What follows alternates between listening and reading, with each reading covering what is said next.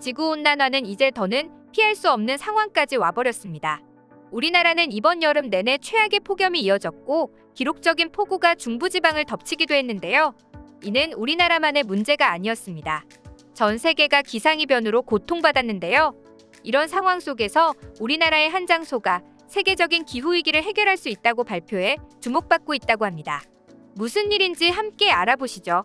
올해 전 세계적인 기상이변은 우리나라 또한 피해가지 못했습니다. 환경부 국립생물자원관의 서민원 관장은 최근 제주 마라도에서 크로우빌드 드롱고라는 동남아시아에 주로 서식하는 아열대성 조류를 발견했다고 밝혔습니다. 부리가 크고 푸른 광택의 깃털을 가진 새는 큰 화제를 낳았는데요. 그 이유는 태국, 미얀마, 베트남, 말레이시아, 인도네시아 등 주로 동남아시아 지역에 분포하는 새가 분포권에서 가장 멀리 위치한 마라도에 나타났기 때문입니다. 한국에서는 살기 쉬운 기온이 아님에도 지구온난화로 전체적인 반구 기온이 따뜻해지면서 서식이 가능할 정도의 환경 변화가 생겨버린 것입니다. 이 변화는 동물에게만 적용된 것이 아니었습니다. 제주도의 구상나무 숲은 크리스마스 트리의 원조격이지만 우리나라의 토종나무입니다.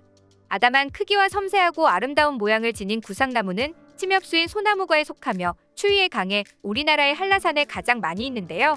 그러나 이 나무들조차 높아진 기온으로 사라지고 있다고 합니다. 환경운동가들은 이대로 가다간 추후 한라산 정상이 온대림으로 바뀔 수도 있다며 우려를 표했습니다. 특정 지역들의 기후가 바뀌면서 환경부는 심각성을 깨닫기 위해 변화하는 기후를 정확하게 연구하는 생물지표 종을 선정하여 발표하기도 했죠.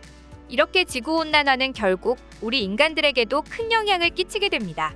북극과 남극의 얼음이 녹아 해수면이 상승한다는 이야기는 이미 오래전부터 전해지던 이야기였습니다. 하지만 하루아침에 이산화탄소 배출을 막을 수는 없는 노릇이었죠. 이렇게 온난화를 가속시키는 주요 원인 중 하나는 바로 블랙카본입니다. 블랙카본이란 화석연료, 즉 석탄이나 석유와 같은 탄소를 함유한 연료들이 연소할 때 나오는 검은색 그을음인데요. 이는 초미세먼지의 주요 성분이기도 합니다. 블랙카본은 대기 중에 머무르며 온실 효과를 만들어내고 햇빛을 흡수하는 성질 때문에 기후변화를 만들어내기도 하죠.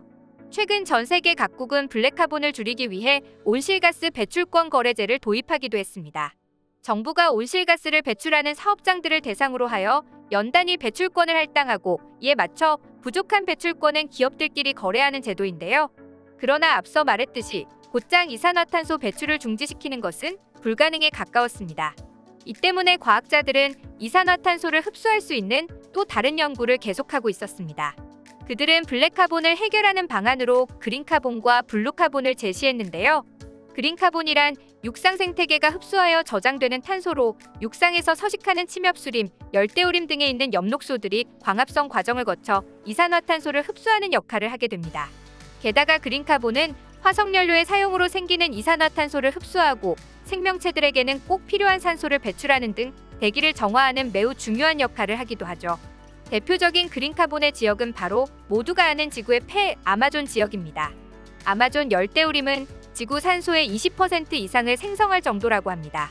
그러나 이 소중한 아마존 우림이 기후변화와 산림벌채, 그리고 온실가스 등으로 위기에 처해 세계적으로 큰 문제가 되고 있습니다. 그렇기에 그린카본에 이어 과학자들은 다른 방안을 찾게 되는데 그것이 바로 블루카본이었습니다. 바다 또한 온실가스를 흡수하기 때문인데요. 블루카본은 2009년 국제자연연맹에 처음 등장한 개념으로 그린카본에 비해 50배나 빠른 탄소 흡수 속도와 용이한 탄소 저장으로 인해 큰 주목을 받아왔습니다. 블루카본의 대표적인 지역으로 손꼽히는 곳은 바로 맹그로브 숲이었죠. 그런데 열대에서 아열대 지역에 걸쳐 발달하는 이 숲과 우리나라의 갯벌이 매우 유사한 형태를 보이고 있다는 사실이 밝혀져 전 세계적으로 화제가 되고 있습니다. 갯벌은 조수가 드나드는 바닷가나 강가에 넓고 평평하게 생긴 땅을 의미하는 말로 바닷물이 올라와 수위가 높아지는 밀물과 바닷물이 빠지며 수위가 낮아지는 썰물을 반복하며 생긴 점토 형태의 땅입니다. 경사가 완만한 갯벌은 바다의 파도를 약하게 만들어 해일 피해를 줄여주고 바다의 오염을 정화시켜주며 막대한 탄소 또한 흡수하는 것으로 확인되었죠. 유엔은 해양 생태계의 탄소 흡수 능력은 단위 면적당 육상 생태계보다 50배나 뛰어나다며 그 위력을 인정했습니다. 제44차 세계유산위원회는 한국 갯벌을 세계유산 목록으로 등재했는데요. 이는 제주도의 화산섬과 용암 동굴이 등재된 이후 14년 만에 새로운 자연유산이 등재된 것이었습니다. 등재된 영문 표기는 갯벌 코리안 타이들 플랫으로 한국이 정확히 표기되어 있는데요. 갯벌은 우리나라에만 있는 것이 아님에도 불구하고 한국의 갯벌을 세계자연유산으로 인정해준 이유는 무엇일까요? 유네스코 공식 홈페이지에는 한국 갯벌이 세계자연유산으로 등재된 이유가 자세히 나오고 있었습니다. 한국의 서해안과 남해안에 있는 서천, 고창, 신안, 보성, 순천 갯벌은 지질학적, 해양학적, 기후학적으로 보존해야 할 가치가 크다. 이곳에는 세계적으로 멸종 위기에 처한 22종을 포함해 2150종의 동식물군 등 높은 생물 다양성을 보유하고 있다. 또한 118종의 철새도 서식한다. 한국의 갯벌은 지구 생물 다양성의 보존을 위해 세계적으로 가장 중요하고 의미 있는 서식지 중 하나이며 특히 멸종 위기 철새의 기착지로서 가치가 크므로 탁월한 보편적 가치가 인정된다라며 자연유산으로 등재하기로 결정한 것입니다. 이처럼 세계유산으로 등재될 수 있었던 우리나라 갯벌의 또 다른 이유는 바로 철새들이 이동하는 길이기 때문이었습니다. 가을에는 시베리아 추위를 피해 남쪽으로 날아가는 철새들은 적도를 넘어 남반구인 뉴질랜드까지, 봄에는 다시 적도를 넘어 시베리아로 돌아온다고 하는데요. 이 철새들은 비행 중 단 한 번 쉬는데 그곳이 바로 서해와 남해 갯벌입니다.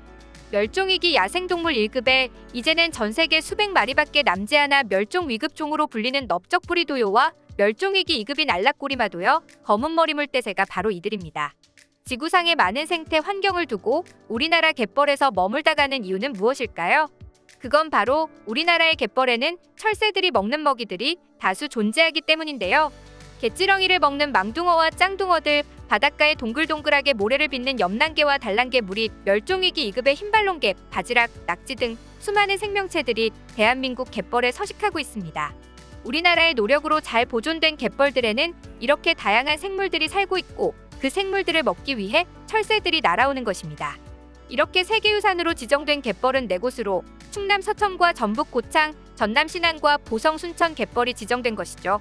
문화재청의 박영록 연구사는 갯벌은 지구의 다양성을 보존하기 위해 가장 중요하고 대체 불가능한 서식지 중 하나이기 때문에 인류가 함께 보존해야 하는 유산이다라고 전했습니다. 그러나 우리나라의 갯벌 또한 위기를 맞고 있습니다. 갯벌 면적은 1987년 이후 매년 1%씩 줄어들어 3,203km에 달하던 면적이 2013년 기준 2,467km로 급감하였다고 하는데요. EAAFP의 더그 와킨스는 한국 갯벌의 세계유산 등재는 세계에서 가장 큰 조간 생태계를 보유하고 있는 서해 지역을 보호하는 문제에서 가장 중요한 부분이다라고 전했습니다. 문화재청은 세계유산위원회의 권고에 따라 보흥여수 아산만, 무안 일대의 갯벌로 세계유산을 확대해 나갈 예정이라고 말했죠. 잘 보존된 갯벌 하나가 세계적인 기업 10개 부럽지 않은 시대가 곧 올지도 모르는데요. 이렇게 기후 위기 속에서도 빛을 발하며 가치가 뛰어난 자랑스러운 대한민국의 갯벌을 우리는 더욱더 잘 보존하여 후손들에게 물려줄 수 있기를 바랍니다. 시청해주셔서 감사합니다. 영상이 즐거우셨다면 좋아요와 구독하기 버튼도 눌러주세요. 지금까지 이슈친구였습니다.